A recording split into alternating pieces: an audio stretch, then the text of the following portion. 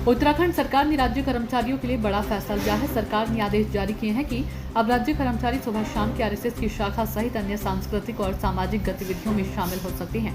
अपर मुख्य सचिव आनंद वर्धन के द्वारा जारी किया गया और इस संबंध में जारी आदेश में स्पष्ट किया गया है कि इसे राज्य कर्मचारी आचरण नियमावली 2002 का उल्लंघन नहीं माना जाएगा। इसी को लेकर राज्यसभा सांसद नरेश बंसल ने कहा कि कांग्रेस की सरकारों में एक किस्म से अन्यायपूर्ण आदेश था और जहां तक मेरी जानकारी है, अनेक संघ के कार्यकर्ता सरकारी नौकरी में रहते संघ की शाखा में जाते थे। मैं स्वयं भी उसमें था। उन्होंने कहा कि जब भी संघ के कार्यकर्ताओं पर इस बात को लेकर नोटिसबाजी या मुकदमेबाजी हुई तो सब मुकदमों में कार्यकर्ता जीते, क्योंकि संघ कोई राजनीतिक संगठन नहीं है। संघ एक सामाजिक संगठन है जो देशभक्ति की, राष्ट्रभक्ति के अनुशासन की शिक्षा देता है और उसी भाव को लेकर के सब अपने दायित्व को पूरा करते हैं। उन्होंने कहा कि जो एक कांग्रेस का अन्यायपूर्ण आदेश था उसे हटाकर प्रदेश सरकार ने एक सकारात्मक कदम उठाया है। बहुत ही शर्मनाक है। देखिए, अधिकारियों के लिए, कर्मचारियों के लिए एक नियमावली होती है कि वो राजनीतिक दलों के कार्यक्रमों में शिरकत नहीं कर सकते। अब कहीं ना कहीं या तो भारतीय जनता पार्टी की आंखों पे पट्टी है या वो जनता की आंखों में धूल झोंक रही है, ये समझ से परे है। क्योंकि आरएसएस कितना भी अपने आप को सामाजिक संगठन कहता रहे, लेकिन सच्चाई ये है और वो सबके सामने है कि वो राजनीति में पूरा अंदर तक घुसा हुआ है।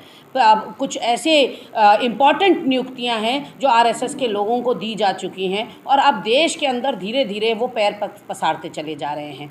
ऐसे में बहुत ही खतरनाक ये निर्णय धामी सरकार का है, क्योंकि हमारे संविधान में भी अगर आप देखें तो कार्यपालिका का, विधायिका का और न्यायपालिका का, तीनों का अपना अलग अलग रोल बताया गया है, भूमिका बताई गई है। अगर सब में घालमेल कर देंगे तो समझ में ही नहीं आएगा, डिमार्केशन ही नहीं हो पाएगा, वो लकीर का ही पता नहीं चलेगा जिसकी परिधि में इनको काम करना है। तो इसका मतलब कोई रूल्स एंड रेगुलेशंस अब नहीं रहेंगे। चुनाव के दौरान हम निर्वाचन आयोग जाया करते थे, गवर्नमेंट ऑफिशियल्स की शिकायत लेकर जाया करते थे कि किस तरह से उन्होंने चुनावी गतिविधियों में उनकी संलिप्तता रही है, लेकिन अब ऐसा कुछ नहीं हुआ करेगा। अब आपको अपनी सीट पर भी कर्मचारी और अधिकारी बैठे हुए नहीं मिलेंगे और कारण ये बताया जाएगा कि वो आरएसएस के कार्यक्रम में उपस्थित होने गए थे या आरएसएस की शाखा अटेंड करने गए थे, और वो भी किसके अधिकार से या किसके निर्देश पर? सरकार के निर्देश पर। तो कुल मिलाकर अपने पैर में भी कुल्हाड़ी मारने का काम पुष्कर सिंह धामी सरकार ने किया है। और मैं कहना चाहती हूँ, जब राज्य इतनी बड़ी बड़ी समस्याओं से जूझ रहा है,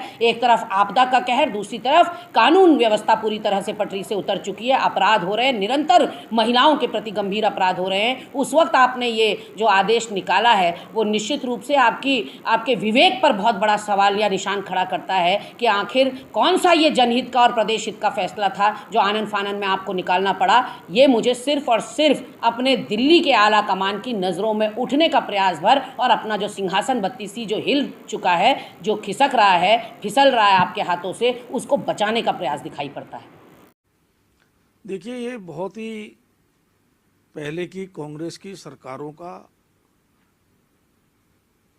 एक किस्म से अन्यायपूर्ण आदेश था और जहाँ तक मेरी जानकारी है, अनेक संघ के कार्यकर्ता सरकारी नौकरी में रहते हुए संघ की शाखा में जाते थे। मैं स्वयं भी उसमें से था।